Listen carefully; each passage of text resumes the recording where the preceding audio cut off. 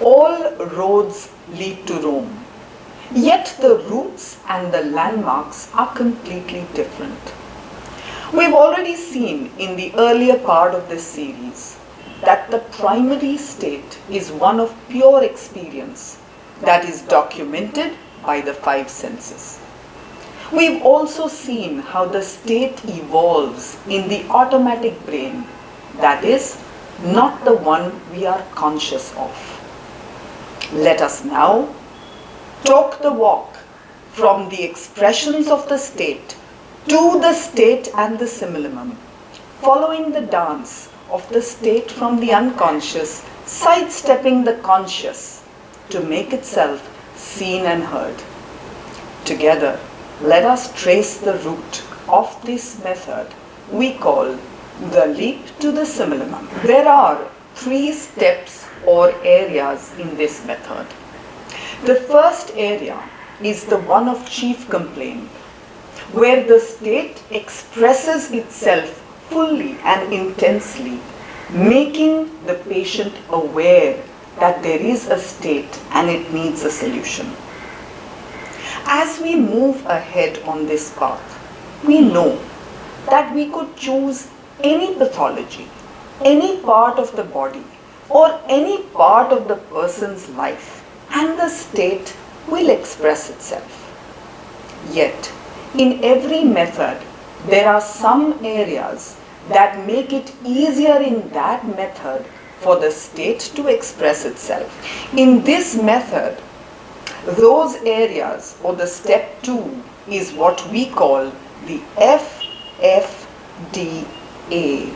or the food, fear, dreams, and acute ailments. The acute ailments here denote those kind of ailments in the patient's past that totally took over their lives, where they were no longer son, daughter, office goer, student, but they were just a patient with their state. For it is in these ailments that the state also expresses itself very clearly and uninhibitedly. After this second area of the FFDA, the third area is the leap, moving from the conscious to the unconscious and landing on the state and the source of the simillimum. How do we explore these 3 areas in this method? We collect the symptoms from all the chief complaints, focusing only on the 5 senses. Therefore, if there is a swelling, we look at the color, the texture of the swelling. If there is a discharge, it's the color, the texture, the smell, and the taste of any postnasal discharge that may be there. As we thus, through all the complaints, collect the words of the 5 senses, we then filter the words that are coming from the state in the unconscious. We know that the job of the conscious mind is to block the irrationalities from the unconscious from coming out into the conscious. And this is what we use to recognize in these groups of words of the 5 senses as to which ones are those coming from the state. Those words from the 5 senses that are blocked by the conscious mind through denials, corrections, slips, absurdities, or unsaid words, we thus recognize and filter out as words of the state. Now enter the second area, FFDA. The words of the state that we collected in the chief complaint now again are confirmed through denials, corrections, slips, that is the blocking of the conscious mind. As we know that the 2 biggest obstacles that can prevent us from reaching this illogical state in the unconscious are prejudice and the patient's own logical conscious mind, We take care not to ask these words of state that now repeat in the FFDA.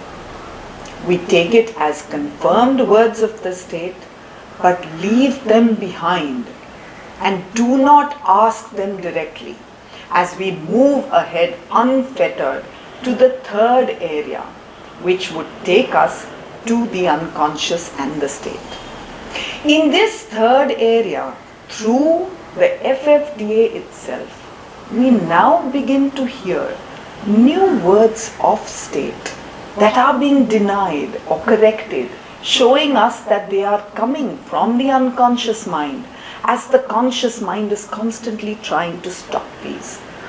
As these new words are heard, we pick them as footholds and climb onto the wall between the conscious and the unconscious, a metaphorical wall. It is one of these denials, slips, corrections, etc. that catapults us from the conscious to the unconscious, where we land on the state and the simillimum.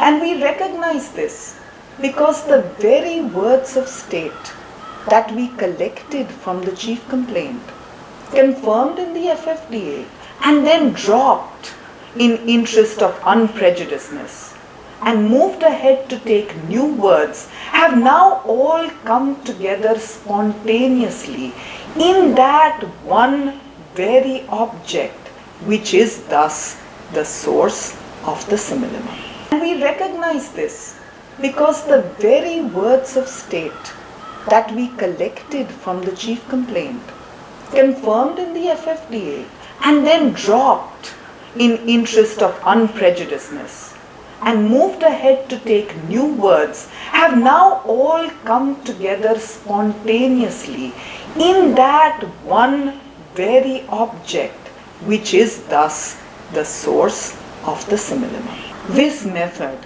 happened to me, and hence I believe in it and trust it even more.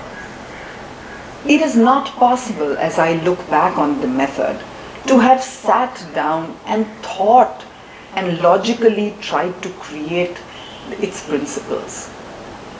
Everything that I have understood is merely a retrospect to an experience that happened to me.